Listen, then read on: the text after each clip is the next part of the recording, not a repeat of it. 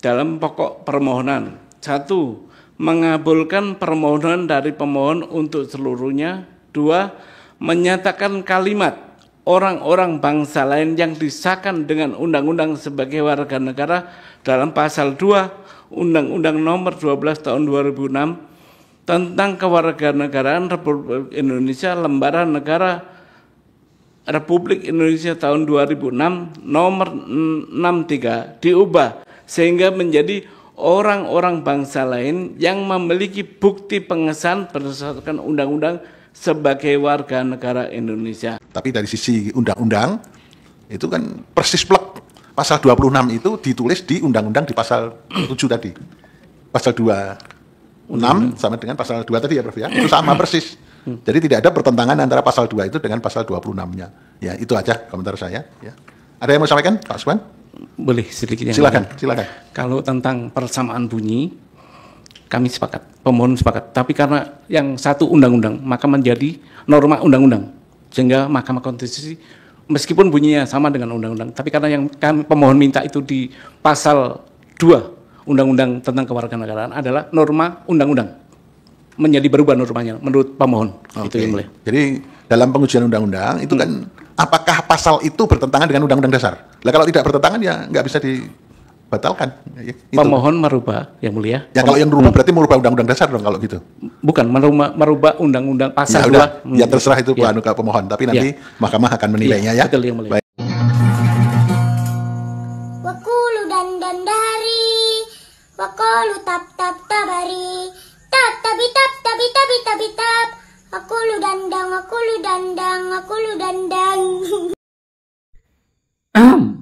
Kita sepakat ya, Pak Subhan ini bukan tidak mengerti ya, karena tidak mungkin lah kalau orang tidak mengerti itu kok terpikir gitu untuk melakukan judicial review ya, atau judicial review atau pengkajian undang-undang peninjauan ya. Sekarang mari kita mentoleransi sebesar mungkin ya. Jadi lupakan ini konflik antar apa, mari kita pakai pisau analisa yang paling sederhana dan objektif. Jadi walaupun pada akhirnya hakim MK-nya kayaknya angkat tangan ya, terserah Bapak lah, begitu kira-kira ya. Jadi kalau kita perhatikan poin utama dari tuntutannya ini adalah Undang-Undang Nomor 12 Tahun 2006 itu ada yang dirubah gitu. Jadi tuntutannya itu agar dirubah, yaitu menyertakan atau memasukkan beberapa diksi, yaitu yang memiliki bukti. Jadi kalau bentuk undang-undangnya kan yang menjadi warga negara adalah orang-orang bangsa Indonesia, itu aman ya, Indonesia asli. Dan orang-orang bangsa lain ini juga aman, yang disahkan dengan undang-undang sebagai warga negara. Itu dimohon oleh Pak Subhan ini untuk berubah redaksinya menjadi yang memiliki bukti pengesahan berdasarkan undang-undang sebagai warga negara Indonesia. Jadi dari kalimat pertamanya adalah yang disahkan berdasarkan undang-undang menjadi yang memiliki bukti bukti pengesahan berdasarkan undang-undang. Nah, itu sebetulnya sesederhana itu yang mau dirubah. Walaupun nanti implikasinya atau bukan implikasi ya, konsekuensinya adalah orang Arab itu kan tidak punya bukti. Kan begitu tujuannya.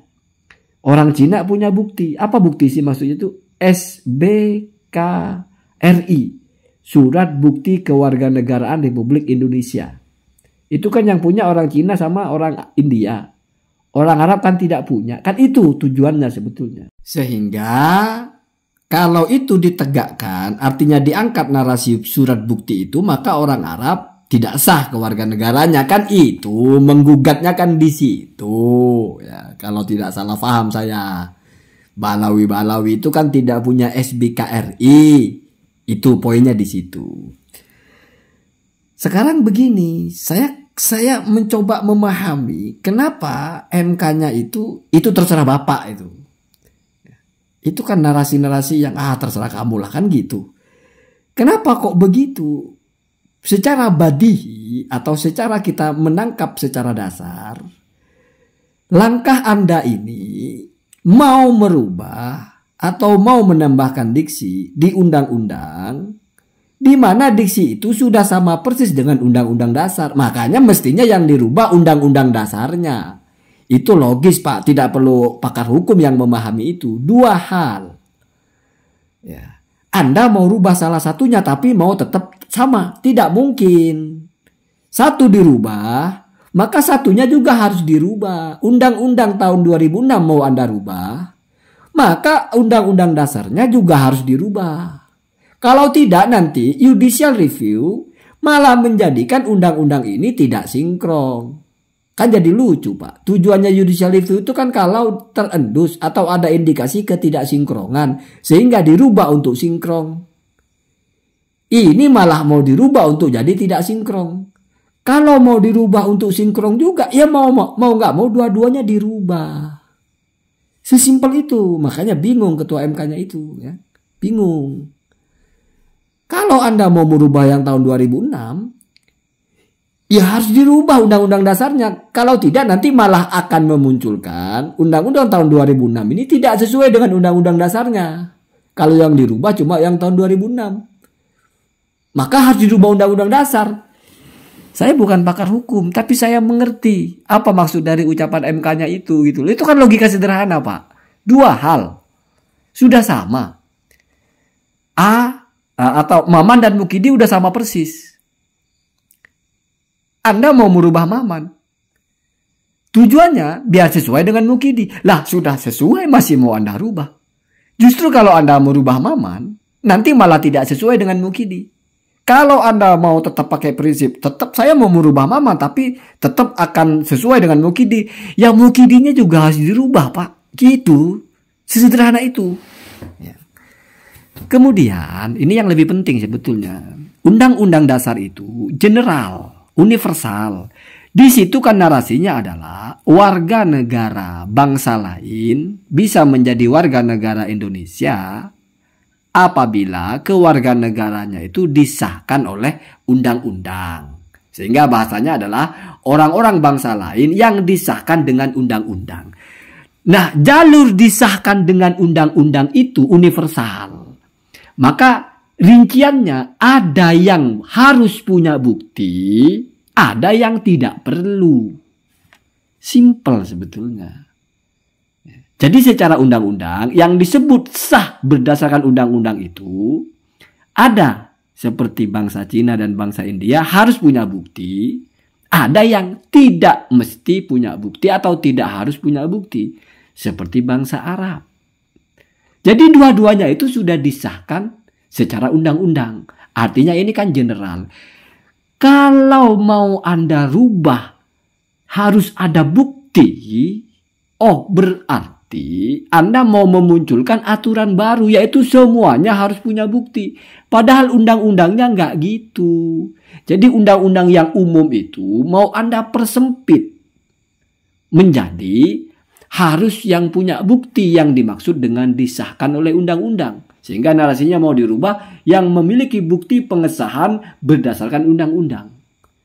Jadi hanya itu yang sah. Yang memiliki bukti, yang tidak memiliki bukti itu tidak sah. Padahal yang disahkan adalah yang sah secara undang-undang. Di mana lewat jalur punya bukti atau tidak. Gitu Pak Subhan ya. Jadi benar kata MK-nya itu. Ya berarti Anda harus merubah yang atas. Bukan hanya masalah kesamaan bunyi. Ya, karena setiap kata itu punya maksud. Yang atas itu sudah mengcover. Undang-undang dasar itu sudah mengcover. Baik yang punya bukti atau yang tidak punya bukti. Selama sesuai dengan undang-undang maka sah sebagai warga negara. Yang harus punya bukti yaitu warga negara Cina dan India. Yang tidak harus punya bukti warga Arab. Alasannya juga jelas. Cina dan India itu kewarganegaraannya kalau tidak punya bukti, dia itu ada kewarganegaraan lebih dari satu karena negaranya masih mengakui. Arab tidak diakui oleh warga negaranya sehingga hanya punya satu kewarganegaraan. Maka tidak perlu surat pembuktian. Sesederhana itu sebetulnya. Ya. Atau kalau mau dicarikan contoh yang sederhana begini. Orang yang disebut dengan mengamalkan kewajiban adalah orang-orang yang sudah melaksanakan semua yang diwajibkan atasnya. Lalu di sini muncul dua kelompok misalnya. Kelompok pertama adalah orang kaya. Orang kaya itu adalah sholat, zakat, syahadat ya, sholat, terus zakat mal, zakat fitrah, puasa dan haji, lengkap 5. Ada orang Islam tapi miskin, sehingga dia hanya sholat, hanya syahadat, hanya sholat, kemudian hanya zakat fitrah, nggak ada zakat mal, nggak ada haji. Ini dua-duanya sudah dianggap sah sebagai orang Islam. Sama-sama dianggap sudah menunaikan semua kewajibannya. Loh, kok bisa? Kan dia tidak zakat mal, kan dia tidak haji. Kok bisa dianggap menunaikan kewajiban? Loh, yang diwajibkan kalau mampu. Kalau dia tidak mampu, ya kan tidak diwajibkan itu jadinya. Berarti dia sudah sah secara hukum, dia disebut orang yang menunaikan semua kewajibannya. Walaupun kenyataannya tidak menunaikan haji, tidak menunaikan zakat mal. Kenapa? Karena kewajiban haji dan zakat mal itu terbatas kepada yang mampu. Kalau dia tidak mampu, maka berarti dia tidak wajib. Begitu, Pak. Kewajiban untuk punya surat bukti adalah untuk ini dan itu. Kalau bukan ini dan itu, maka tidak wajib menyertakan itu. Sehingga semuanya dianggap sah berdasarkan hukum bahwa dia sudah menunaikan kewajibannya. Kan gitu, Pak. Makanya pintar hakim MK-nya itu ya. Kalau kita bedah begitu.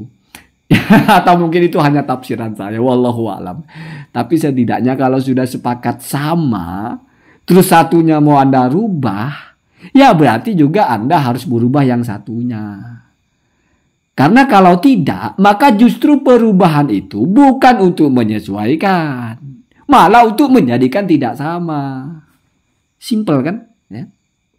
Jadi apa-apa itu di bagian-bagian sederhana itu ya kita bisa menangkap dengan logika yang tidak perlu berat-berat gitu ya.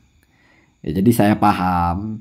Ya, tapi karena Undang-Undang 2006 itu sudah jadi norma, sehingga mungkin saja untuk dirubah. Karena kalau untuk menuntut merubah Undang-Undang dasar kan tidak mungkin. Jadi yang kita tuntut adalah yang Undang-Undang 2006, bukan Undang-Undang dasarnya ya.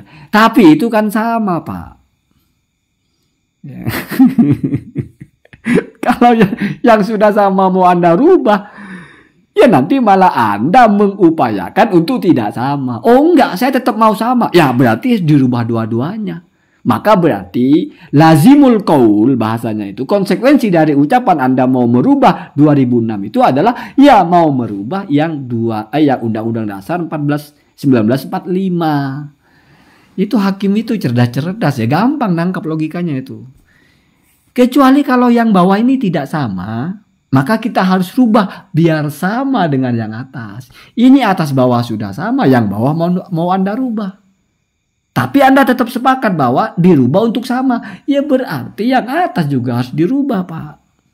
Kalau enggak berarti orang tidak mengerti ucapannya. Ya, gitu kira-kira ya. Lucu ya. Saya punya sebetulnya rekaman utuhnya itu.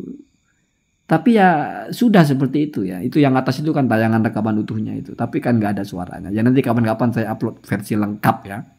Yang suaranya lengkap semua dari awal sampai akhir. Jadi nggak ada framing di sini ya. Semuanya memang sudah seperti itu ya. Agak lucu. Allahumma tidak ada